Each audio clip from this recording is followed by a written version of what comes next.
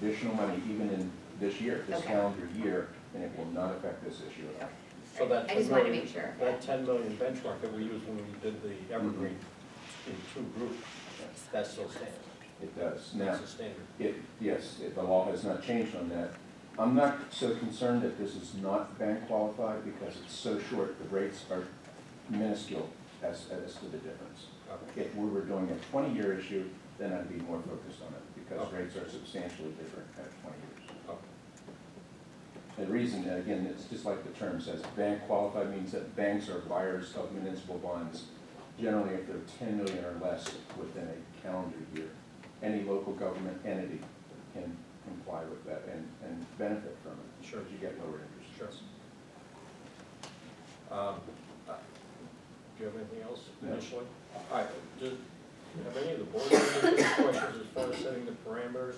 And I do think the 2% is a good benchmark. I'd love to see it actually come out at 2.16 or whatever you have laid out here.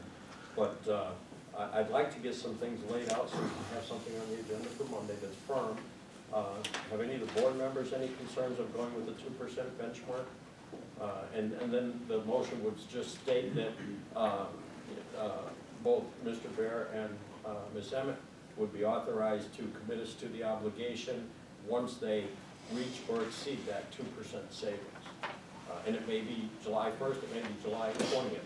You know, sometime within that 120-day window, prior to October 1st, they would be able to lock us in when the rates meet our needs, basically. So just to interject, that would be at least, the lease would be 2%, and it Which could is be, $3.90. it could be, right, which is $3.90, they said, Right. well, you were, yeah. Or it could be a little higher if we were fortunate that he got a better deal than 2% is higher. I'm not only good with that, but I'm good with committing to putting it in the capital reserve fund and using it on Yeah, Yeah, okay. the project. yeah. You know, I don't know how many buckets we're up to now, Randy, but there's a lot of buckets. Yeah, there are. I Yes. believe when we talked about the 5.45% tax increase, it was because of extreme necessity. And if we found a way that the taxpayers wouldn't have to pay that, say like $390,000 became available, how much of that could go towards reducing our tax increase? That's something we have to find out when Miss Emmett runs. Right. How much would that be if we had that money towards that? What would that translate to? I did not include any of the bond issue in the presentation tonight, not, because it's, at this point, it's not something that's realistic. But realistically, okay, how much is it? How much does that translate to? If you increase your taxes 5.45% and you generate $1.2 million, 1.2, so. It'd be a third of that. Yeah, it'd be a third of that. so that would be a substantial. But it's also something that what we were just talking about, not wanting to take that savings and use it on ongoing expenses. Correct. Because it's only the one time. Correct. It But make us I would 4 say, times the 8 ball next year. since we promised that we were going to increase the taxes because it was absolutely necessary, there was no money. Now there is But money, in my potentially. In my view, it comes down to this. You would be trading savings Right. today for a bigger cost tomorrow. Right. So that's the So- decision of the board versus what do the people want though, right? No, we can do as we see fit when that happens. Right now, we're authorizing to go ahead and do it. Correct. Whether we commit that to a capital project, which is most likely the case, or not, that's still a point of discussion. So when that happens, then you have the option to actually not raise the taxes as much. The problem with that is right now, June 1st is the first day that Correct. it is a possibility. It doesn't mean we would see that. It might be July 1st, it might be July 15th before we do anything. That's after the fact of our budget for Right. next year. So But it is a It's timing still issue. speculation at this point. Correct. Yes. Correct. So speculation would be that if you get the $390,000, that you have the ability Yeah, to not raise the taxes all the way up. yeah, we have that ability. Sure. I got a question for Mr. Bear. Sure. You were telling us we would be favorably looked upon if we committed ahead of time to putting it in the capital reserve fund for a project. Is that correct? That is correct. So we will advance our situation by doing that. You currently have an A+ rating that's outstanding, that was reviewed and renewed in 2013. It looked like they had worked with you on that, and that's a very favorable rating. As you know, your fund balance has been spent down to a level lower than it was during that period of time. I'm not certain what your rating is going to be. I'm looking for anything I can share and that Rose can share with that rating agency that's going to make you look favorable. If you were to anticipate placing any savings we have in a capital reserve account, I can say to you that is a very favorable thing to a rating agency. And that portrays you in a better light than using it for operational expenses. I'm not saying to you, board, don't use it for operations. That's your decision. Right. I'm just trying to share some information with you. Well, in regards to that, and I appreciate, Rose made a good point. We probably won't see that money until We're into the new fiscal year of July 1st. Oh, we won't. We won't. So therefore, really, we're gonna get that money as a whole, and if we put it into the roof fund, I'll call it, then we're still gonna have to borrow the difference anyway for the roof. We still have the money. The money's either gonna be used to offset the budget, but it won't be here probably in time. And we're gonna need money for the roof. So the money's the money. There's $400,000 roughly there. Either way we use it, it's still our money to use. It's a good thing. Because if we have to borrow $2 million to do the roofs, then we're gonna have to do something about that also. Right, but if we have 400,000 of it in Right, capital yeah, and that's reserve, a good it's the point, less yeah. we have to borrow. Right, I agree with And you. it's still a savings, it's still a tax And we savings improve our rating. realistically. Right. So Because we're not overall, gonna have it in time anyway, right? Yeah, No. we're not gonna have it until after the July. They 1st. can't take action until July 1st. Can't approve Well, on any funds. No, That's but to we maintain our it, goal would be to correct, keep whatever- that however you rating. want to say it. Our goal would be to have that rating, because that The helps us with our consequences of a lower rating, the consequences of a lower rating. Higher Higher interest interest. rate Right. and less savings. Right, there you go. That's a good point. Oh, Yeah. Right. Exactly. And that's the whole Yeah, I reason should we need that. So we may, in essence, jeopardize getting any savings. So it's, If we don't fix the roof soon, we're gonna have more problems below that roof that we're gonna have to start putting money into, and that's really a problem. Well, That's that's- really a problem. Yeah, that's no doubt about it. imperative. Joe wants to speak back here. You want to speak out? Joe? I'd like to ask Mr. Bear a question, two questions really. Let's say you could renegotiate the bonds down to 2%, you said roughly? Approximately. What is the cost for renegotiating? For doing the entire process Yes. to refinance this, the estimated cost is going to be between 1 and 1.5% of the outstanding debt. So 25 million is So what it's our about outstanding debt It's is. about 20 million of principal that we're talking about. So between 1 and 1.5% times that number. Could you give me a number? It would be between, in that case, between $200,000 and $300,000. And the let long-term me savings would be? itemize, let me itemize what those items are. We have bond counsel that renders a tax exempt opinion. We can't go forward with that opinion. You have a solicitor that gives an opinion of no litigation. You have a paying agent who pays the bondholders every 6 months. We have bond insurance that we talked about. That premium is going to be somewhere $30,000, $40,000 in that range, maybe a little bit higher. You have a rating fee that we would pay. That rating fee will be, I'm estimating, $18,000 to $20,000 for the rating. You have the people that are selling the bonds that, you want to pay them well because they get you the best interest rates. We have printing that has to be done for the official statement. There's a long list of various things. In a ballpark figure, the total amount would be, cost for renegotiating would be what? Between the $200,000 and $300,000 number. Let's say $300,000. And over the 20 years period for the new bonds negotiated, what would the savings be roughly? Do you have an idea? At 2%? Well, this is over a 5-year period, but we're estimating savings of about $410,000, $420,000 right now. Of net for the district. That's net of the expenses that I just referred to. Okay, thank That's you. after those expenses. All right. Does the board want to consider, I do have, John did send me a motion today that it's not on our draft agenda, but it'll be on the final agenda that goes out with regards to what we're discussing tonight about the refinancing, setting the parameters of the 2%, if that's where we want to be. Do we want to entertain another motion to talk about, setting the savings that are realized into the capital reserve for the that now? It will, we need some direction from the board, but that will be part of the resolution that John Cox brings on Monday night. So we wouldn't have to have a second motion? You would not. It will be incorporated in if we get that direction from you. You know, right now I have it at 2%, but that can be changed tomorrow morning. I told John that I'd give him a call tomorrow. All right. Thoughts? Board members?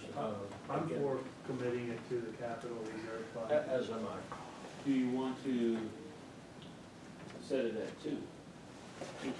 Well, I think you had estimated 2.1 something. I Is did. 2, is 2 not a reasonable number? It's very reasonable. What are you thinking, Donnie? Well, I'm looking at dollars. Yes. I'm not looking at percentages. And I'd rather have, I'd rather have $250,000 than nothing. Oh, I see what you're saying, then. Yeah. To get something, Well, we because can, it's our last we year. can set it at 1.5, and it's gonna have to be a percentage. I think. It can be a dollar amount, Yeah. if you would like it to be that.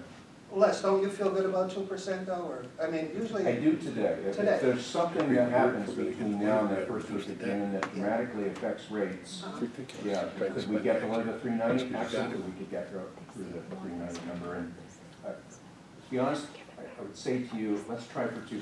You know, we're gonna get the best number we can possibly get. And hopefully it's way above 2%. But let's shoot for 2%. Let's try to do We it. can always over the summer, if need be, if we're We'll not, come and back we're and gonna revisit see it what and rates have it- or go, make it we a- can revisit this, do another resolution, correct? If Yes. we can't make action and make them. I would. I mean, I agree with what you're saying. Yeah, and so do I. I mean, 200,000, sometimes $5 is a lot, you know, it's just, not you today. have to really look at it that way, but, let's try this. All right, so will you have a motion prepared, be here Monday night? Yes, John is gonna have a motion, that he'll provide your business office, for the agenda. He will be here and present a resolution.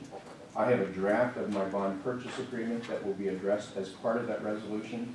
There'll be a parameters number given to you. It's gonna be higher than the size of the issue that it's really gonna be. Remember, the word parameters is, Right. it's a box. We have to stay within that box. I wanna maintain level debt service as much as we possibly can. I move bonds around to make that happen. So I need a higher number than what it's actually going to be to allow me to do that. You'll see a 5% interest rate as a maximum interest rate. If it's 5%, this doesn't work. Yeah. You know, because we don't have 5% rates. It's a parameter. It's just a number that we can't exceed for local government unit debt act purposes, quite honestly. So I just wanted to make sure the board was aware that you'll see numbers higher than that 100 number. Yeah. Okay, And we look forward to reporting back as to success. thank you, Sounds good, thank you. thank you. Thanks very Any much. questions from the board? Everybody's okay? All right, thank you. Thanks. Thank you. Melissa, if you would collect those that you passed out, just so we have those. I appreciate it.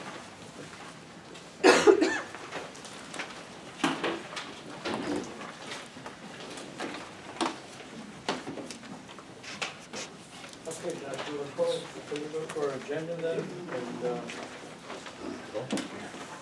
Excuse me, is there another extra one of these for Mr. Foot? I collected his.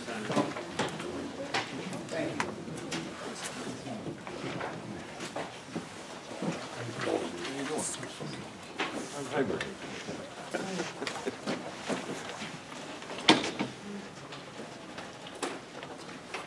Okay, on page 2, towards the bottom. Items number 12 and 13 go together. 12 is recommending that the board appoint the Wayne County Deputy Real Estate Group of Tax Collector to serve as the district as real estate transfer tax collector for the 15-16 school year. Annual motion that we ask you to approve. And then 13, recommending the board accept Mary Ann Thorpe, Clinton Township Tax Collector, appointment of Christine Jaskowski for deputy tax collector for Clinton Township during the term January 1, 14 through December 31, 2017. And you know, over the last couple of months, we've been approving those deputies. 14 on the top of page 3 is a real estate tax rebate to a veteran's tax exemption. on a property in Lake Township. Total reduction on that property is $1,765.89.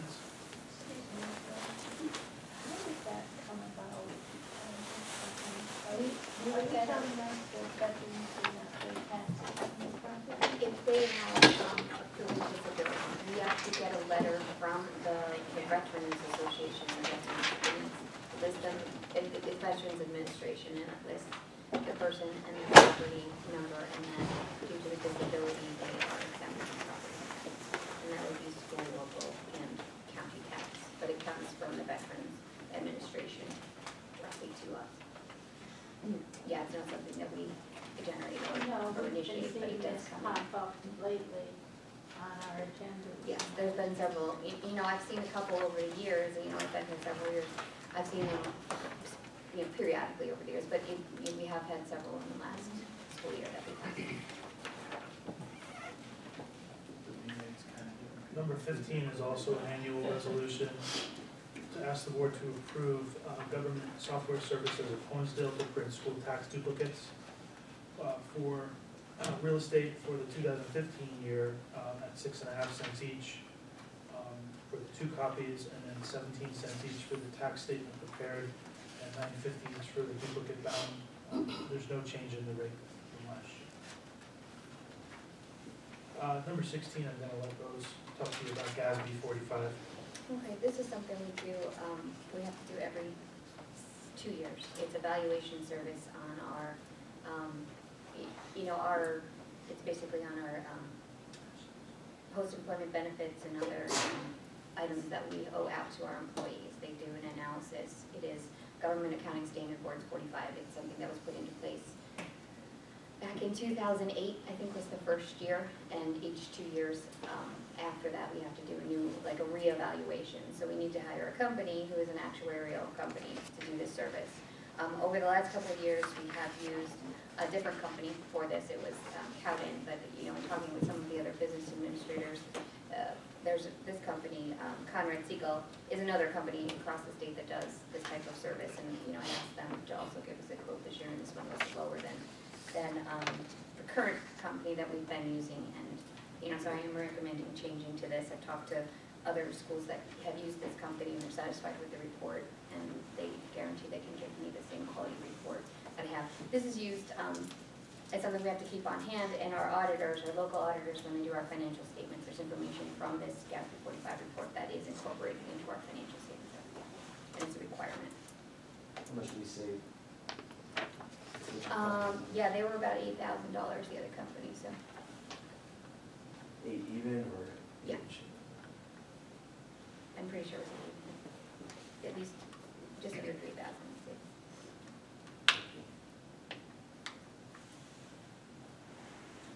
17, I just put a placeholder there for bond refi. That's for the parameters resolution. We'll have from Rose and Simon for Monday. 18 is special education services. Recommend the Board of Education approve a contract with NEIU 19 for special ed services for 15-16 as needed as a special education population required with an estimated cost of $313,000 to be approved on NEIU pursuant to said contract. That's obviously a big number, okay? As we have our consortium with Paul Peck and Wayne Highlands, where we handle a lot of our own special education. Since 1997. But there are certain situations with children that we can't service, that have needs that we don't provide the services that they require, so we use the NEIU as a contractor. We talked about this a little bit today in terms of dollars. First of all, the $313,000 is a projection, based on our usage from this year to next year, so it's an as-needed piece, and there's a couple things to consider. Number one, we'll be reimbursed for some of the expense for IU special education, because some of the children we send to special education services that are housed by the IU are not our kids. They belong to other districts, but because they live in Western Wayne School District and are placed here, usually they're court adjudicated here, we bill out. So we bill to Philly or Harrisburg or Lancaster or wherever these children are from. So we get some of it back that way a little bit. When you look at dollars per day for kids who are there, the cost of IU service is about $80 a day per child. That's an average of all the different kinds of services we have. If we looked externally to do this, so if we looked at other providers like Devereaux or New Story or Friendship House or whomever, the cost is generally around $120 a day. So it's less expensive for us to use the intermediate unit. But at the same time, you know, it's a big number. We don't have an option but to provide these services to kids. I mean, Do you ever have a problem getting the money from these other schools when you talk about Philadelphia schools? We've been fortunate. been fortunate. That even, I know a lot of districts do have trouble with the Philadelphia School District with getting, but, you know, over the years, I've filled out, you know, because we've had this in the past where we've had to bill out tuition, and I have received the funding, I have received what I filled out to them, so, you know, I don't know if it does, yeah. Yeah, okay. Constantly on. Okay. Yeah. Is there, can you give us a couple of examples of what kind of services they are? What is the nature of the service? Not that I'm questioning, I just have no clue what happens there. These are children whose needs are extreme. Could be multi-handicap extreme, could be behaviorally extreme. I think there's autistic. There's an autistic group, we have autistic support within the district, but there's other. But when it hits a certain point, we can't handle it. So it's everything that we do on the extreme case. Another level. Got it. Do we pay this in a one-time lump sum? We pay it quarterly through the IU. We'll pay every 3 months. We'll give them a portion of this. And then at the end of the year, after June 30th, we get finalized numbers and we do a settlement, whether I owe a little bit or if, you know, say a student left 2 months prior to the end of the year, we might get a refund on that. So we settle out at the end of the year. But that's paid over 4 times throughout the year. Dr. Poe, I know he said we get a small portion. Do we get like a money estimate of what we get refunded back? It would depend on which program they're in. I can bill out the total dollar amount. So if we pay $40,000 on one student and they happen to be a Philadelphia student per se, I can bill Philadelphia for that $40,000. So whatever expense would incur by the outside, the non-resident, I What can was like bill the that amount. average? Do you have like a? Do we I get think- 50% of that? No, I'm just saying like, you know, is it 100,000 that we might get back or? Out of this, I What would you estimate say? that we're gonna get about 100,000 of Okay. that back from the other districts for That the, makes it a little bit more easier To take? Usage for 14-15 so far to. Exactly. to date. Where are we, and the estimated cost, how much have you budgeted in an increase over this year? actually, we are at about well, if I look at the end of last year, we were at about 280 in cost. That would have been the end of 13, 14. We're billing out probably, or we're paying the IU probably around that now, 280, 290. I probably have the 280 budgeted. I did not, this came in after we did the January and February So the last check, preliminary budget. the So la- actually, I'll have to increase the expense column for that. the last quarterly check was cut in to pay for the services, correct? Yes, I think it's April 15th is the last one that will cut. And then whatever we, so say we